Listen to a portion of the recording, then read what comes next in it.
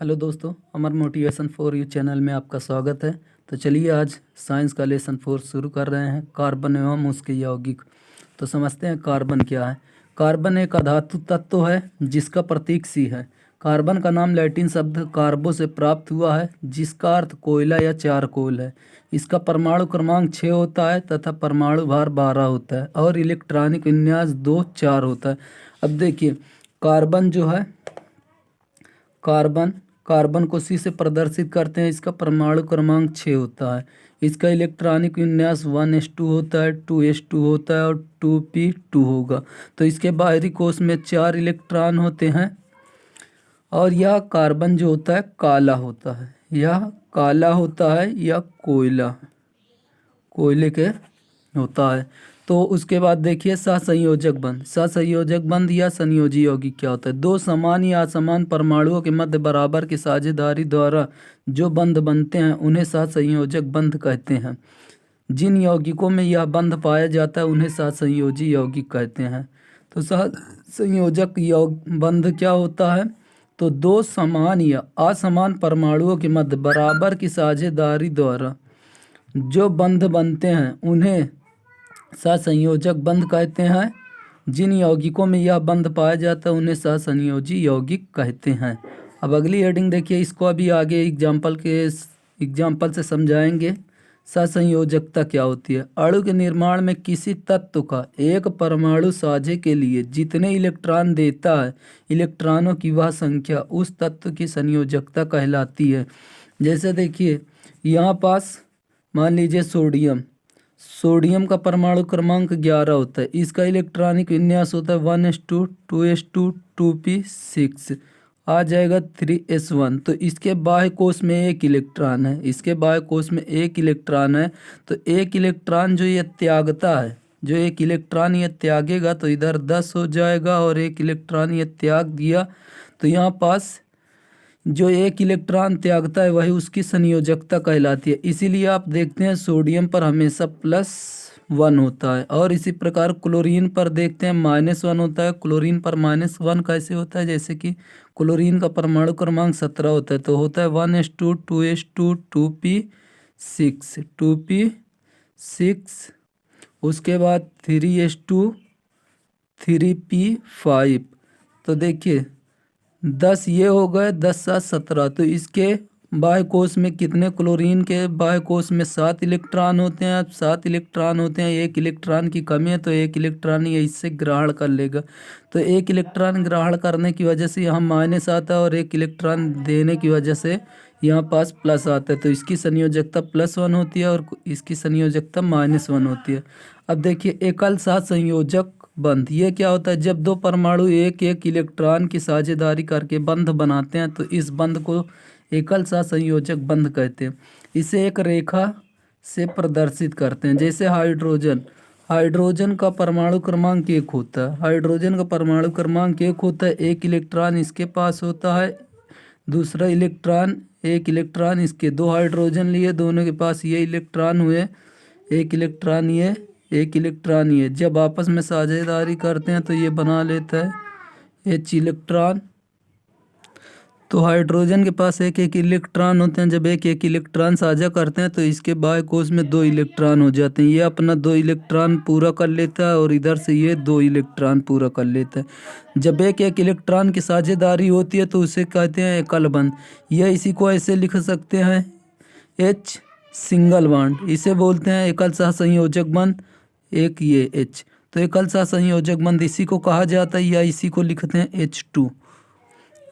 अब देखिए नेक्स्ट द्विसहसंयोजक बंध। यह क्या होता है? परमाणु द्वारा दो इलेक्ट्रॉनों की साझेदारी से निर्मित बंध को द्विसहसंयोजक बंध कहते हैं। इसे डबल बॉन्ड से दिखाया जाता है। जैसे कि ऑक्सीजन का अणु, ऑक्सीजन का आप देखिए करते हैं। ऑक्सीजन का जैसे परमाणु क्रमांक 8 होता है, ऑक्सीजन का परमाणु क्रमांक 8 होता है। इसके इलेक्ट्रॉनिक विन्यास 1s2 2s2 2p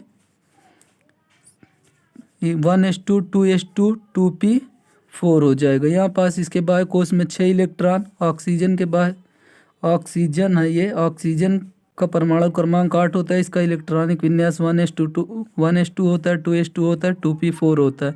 अब इसके बाह्य कोश में 6 इलेक्ट्रॉन होते हैं, ऑक्सीजन के बाह्य कोश में 6 इलेक्ट्रॉन होते हैं, 6 इलेक्ट्रॉन होते हैं। तो इसे दिखाएंगे कैसे, ये मान लीजिए ऑक्सीजन है, ऑक्सीजन में 6 इलेक्ट्रॉन ऐसे दिखा देंगे, ये 6 इलेक्ट्रॉन यहाँ पास दिखा दिए। अब दूसरे ऑक्सीजन से जब अभिक्रिया कराते हैं, दूसरे ऑक्सीजन से अभिक्रिया कराएंगे, तब ये देखिए अभिक्रिया करा दिए तो ये अपना पूरा कर लेगा। 8 इलेक्ट्रॉन कैसे करेगा, ये 2 इलेक्ट्रॉन इधर, 2 इलेक्ट्रॉन इधर, 2 इलेक्ट्रॉन इधर, 2 इलेक्ट्रॉन इधर, और ये भी इधर 2 इलेक्ट्रॉन इधर, 2 इलेक्ट्रॉन इधर। तो ये इसके साथ अपना अष्टक पूरा कर लेगा, 8 इलेक्ट्रॉन पूरा कर लेगा, और ये इसके साथ मिलकर 8 इलेक्ट्रॉन पूरा कर लेगा। या इसी को लिख सकते हैं ऐसे O डबल बॉन्ड O, या इसी को लिखते हैं O2। तो द्विसहसंयोजक बंध क्या होते हैं, जिसमें दो इलेक्ट्रॉनों की साझेदारी होती है। देखिए दो इलेक्ट्रॉनों की साझेदारी हुई ना, 2 इलेक्ट्रॉन ये वाला इसके साथ साझेदारी कर लेगा और ये वाला इसके साथ कर लेगा। देखिए ऑक्सीजन के यहाँ पास 6 इलेक्ट्रॉन दिखाया गया, क्योंकि ऑक्सीजन के बाह्य कोश में 6 इलेक्ट्रॉन होते हैं, तो 6 इलेक्ट्रॉन यह दिखाया गया, 6 इलेक्ट्रॉन यह दिखाया गया। तो ये दो इलेक्ट्रॉन आपस में साझेदारी करते हैं, ये 2 इलेक्ट्रॉन इसके साथ आ जाएगा और ये 2 इलेक्ट्रॉन इसके साथ। तो यहाँ पास ये 8 इलेक्ट्रॉन पूरा हो जाएगा। तो यहाँ पास इसको या O डबल बॉन्ड O दिखा सकते हैं, या O2 लिख सकते हैं इसे। अब देखिए त्रिसहसंयोजक बंध। त्रिसहसंयोजक बंध क्या होता है, 3 इलेक्ट्रॉनों की साझेदारी से निर्मित बंध को त्रिसहसंयोजक बंध कहते हैं। इसे ट्रिपल बॉन्ड से दिखाते हैं, जैसे कि नाइट्रोजन अणु का बनना। नाइट्रोजन अणु का बनना, अब देखिए नाइट्रोजन का परमाणु क्रमांक होता है 7, नाइट्रोजन का परमाणु क्रमांक 7 होता है। तो इसका इलेक्ट्रॉनिक विन्यास होगा 1s2, 2s2, 2p3 हो जाएगा। तो यहाँ पास 2 इलेक्ट्रॉन ये हो गए, 5 इलेक्ट्रॉन ये। तो इसके बाह्य कोश में देखिए कितने इलेक्ट्रॉन, 5। नाइट्रोजन के बाह्य कोश में 5 इलेक्ट्रॉन, तो 5 इलेक्ट्रॉन को ऐसे दिखा देंगे, 5 इलेक्ट्रॉन को ऐसे दिखा देंगे। ये 5 इलेक्ट्रॉन दिखा दिए। नाइट्रोजन अणु का बनना, नाइट्रोजन मतलब N2, तो यहाँ पास 2 N होना चाहिए, तो यहाँ पास 1 N से और यहाँ पास अभिक्रिया करा देंगे। तो ये दोनों N मिल गए। इसका जब आपस में साझेदारी करेंगे तो ये कुछ इस प्रकार बन जाएगा, 3 इलेक्ट्रॉन इधर, 3 इलेक्ट्रॉन इधर आ जाएंगे, इसके 1 इलेक्ट्रॉन ये ऊपर। अब देखिए ये अष्टक पूरा करने के लिए 3 इलेक्ट्रॉन इसके साथ साझेदारी कर लिया, ये 3 इलेक्ट्रॉन इसके साथ साझेदारी कर लिया, और ये वाला N नाइट्रोजन इसके साथ 3 इलेक्ट्रॉनों का साझेदारी कर लिया। या इसी को अब लिख सकते हैं N ट्रिपल बॉन्ड N, या इसी को लिखते हैं N2। तो देखिए एकल सहसंयोजक बंध क्या होता है, एकल सहसंयोजक बंध वह होता है जिसके बीच एक इलेक्ट्रॉनों का, ये देखिए एक इलेक्ट्रॉनों का साझेदारी होता है, तो उसे एकल सहसंयोजक बंध कहते हैं। एकल सहसंयोजक बंध कहेंगे, एकल सहसंयोजक बंध कहेंगे। अगर दो इलेक्ट्रॉनों की साझेदारी हो रही है, यहाँ पास देखिए ऑक्सीजन में दो इलेक्ट्रॉनों की साझी, तो इसे द्विसहसंयोजक बंध कहेंगे। अब अगर देखिए 3 इलेक्ट्रॉनों की साझेदारी होती है, तो इसे त्रिसहसंयोजक कहते हैं, त्रिसहसंयोजक बंध कहते हैं। अब आइए आगे देखते हैं संतृप्त यौगिक। संतृप्त यौगिक क्या होते हैं, कार्बन परमाणुओं के बीच केवल एक आबंध से जुड़े कार्बन के यौगिक संतृप्त यौगिक कहलाते हैं। अब देखिए इसे फिर समझिए, कार्बन परमाणुओं के बीच केवल एक आबंध से जुड़े कार्बन के यौगिक संतृप्त यौगिक कहलाते हैं। जैसे एथेन का देखिए फार्मूला होता है C2H6। अब देखिए यहाँ पास कार्बन है, कार्बन के बाह्य कोश में 4 इलेक्ट्रॉन, 1 2 3 4। हाइड्रोजन कितने, हाइड्रोजन 6 है, तो 3 इसके साथ योग करेंगे, 3 इसके साथ योग करेंगे। तो अब देखिए यहाँ पास 3 ये दिखाया गया, और हाइड्रोजन का जो इलेक्ट्रॉन है उसे क्रॉस से दिखाया गया।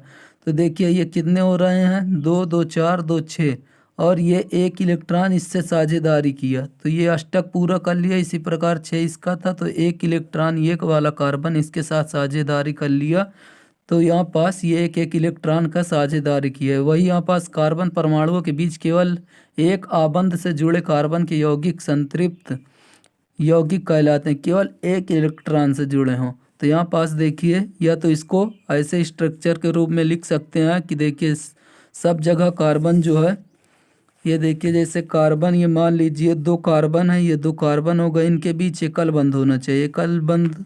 अब ये जो लाइन एक एक दिख रही है, यही को एकल बंध कहते हैं। अब देखिए यहाँ पास 6 इलेक्ट्रॉन, तो 1 2 3, 6 हाइड्रोजन है, तो 6 हाइड्रोजन को ऐसे दिखा देंगे। अब देखिए सब जगह से इसका कितना बॉन्ड, 1 2, एक इधर है, एक इधर, एक इधर, एक इधर, मतलब जो भी यौगिक हो उसमें केवल एकल बंध हर तरफ से हो तो वही क्या कहलाएगा, संतृप्त यौगिक, जैसे कि ये दिखाया गया। असंतृप्त यौगिक क्या होता है, द्वि या त्रि आबंध वाले कार्बन के यौगिक असंतृप्त यौगिक कहलाते हैं। इसमें डबल बॉन्ड भी आ सकता है और ट्रिपल बॉन्ड भी आ सकता है। तो इसे देख लीजिए, C2H2, ये एथाइन का फार्मूला होता है। एथाइन को अब देखिए दिखाया कैसे गया, जैसे C2H, अब देखिए C2H2 ये किसका फार्मूला, एथाइन, याद रखिएगा एथाइन का फार्मूला है। अब एथाइन का फार्मूला देखिए, कार्बन कितने हैं, कार्बन आपके यहाँ पास 2 हैं, तो 1 कार्बन 2 कार्बन। हाइड्रोजन कितने हैं, 2 हाइड्रोजन, तो यहाँ पास 1 हाइड्रोजन इधर, 1 हाइड्रोजन इधर। अब देखिए कार्बन के बाह्य कोश में कितने इलेक्ट्रॉन होते हैं, 4 इलेक्ट्रॉन, तो 4 इलेक्ट्रॉन दिखा देंगे, 1 2 3, 3 इधर दिखा दिए, 1 इधर दिखा दिए। अब हाइड्रोजन का कितने इलेक्ट्रॉन, 1 इलेक्ट्रॉन, यहाँ पास भी हाइड्रोजन का 1 इलेक्ट्रॉन और कार्बन का यहाँ 1 इलेक्ट्रॉन। ये कार्बन के कितने, 4 होंगे, तो ये भी इसके 4 हो गए। अब देखिए ये अपना पूरा कैसे कर लेगा, जैसे 2 ये हो गए, 6 ये हो गए, तो 3 इसके साथ साझेदारी कर लिए, 3 इलेक्ट्रॉन साझेदारी किए, 3 इलेक्ट्रॉन इधर भी साझेदारी ये कर लिए। तब वही कहा गया कि इसमें डबल या ट्रिपल बॉन्ड आ जाएगा, तो वही क्या होगा, असंतृप्त यौगिक। द्वि या त्रि आबंध वाले कार्बन के यौगिक क्या कहलाते हैं, असंतृप्त यौगिक। जैसे एथाइन का फार्मूला होता है C2H2, या इसको देखिए लिखा कैसे गया, H 2 कार्बन, तो 1 2 3 कार्बन के मध्य डबल या ट्रिपल बॉन्ड होगा, तभी वह आपका असंतृप्त यौगिक होगा, और इधर 1 1 हाइड्रोजन के साथ योग। तो इसका देखिए 4 इधर से हो गया, 4 इधर से हो गया। अब नेक्स्ट हेडिंग है श्रृंखलन। श्रृंखलन क्या होती है, कार्बन में ही कार्बन के ही अन्य परमाणुओं के साथ आबंध बनाने की अद्वितीय क्षमता होती है, जिससे बड़ी श्रृंखला के अणु में बनते हैं। इस गुण को श्रृंखलन कहते हैं। जैसे कि अब यहाँ पास कोई भी अगर आपका कार्बन है, तो कार्बन के बीच जितने भी अगर आपके कार्बन आ जाएं, तो यही क्या कहलाता है, इसकी जितनी लंबी श्रृंखलन बनाई जा सकती है उसी को कहते हैं श्रृंखलन। कार्बन के बीच बनाई गई श्रृंखला। जैसे कार्बन में ही कार्बन के अन्य परमाणुओं के साथ आबंध बनाने की अद्वितीय क्षमता, जिससे बड़ी संख्या में अणु बनते हैं, इस गुण को श्रृंखलन कहते हैं। इसमें श्रृंखला 2 प्रकार की होती है, एक खुली श्रृंखला होती है, एक बंध श्रृंखला, एक दूसरी होती है बंध श्रृंखला। अब देखिए खुली श्रृंखला क्या है, खुली श्रृंखला ये देखिए जैसे कि दोनों तरफ से खुले हों, दोनों तरफ से कार्बन क्या हो, खुला हो, और यहाँ पास जैसे बंद श्रृंखला में क्या हो, जितने भी कार्बन परमाणु एक सर्किल में बंद हो। तो इस प्रकार के जो यौगिक होते हैं, श्रृंखला होती है जो बंद होते हैं, जैसे बेंजीन का हो जाता है, तो ये होता है आपका बंद श्रृंखला, और जो खुली श्रृंखला में उसे कहते हैं खुली श्रृंखला।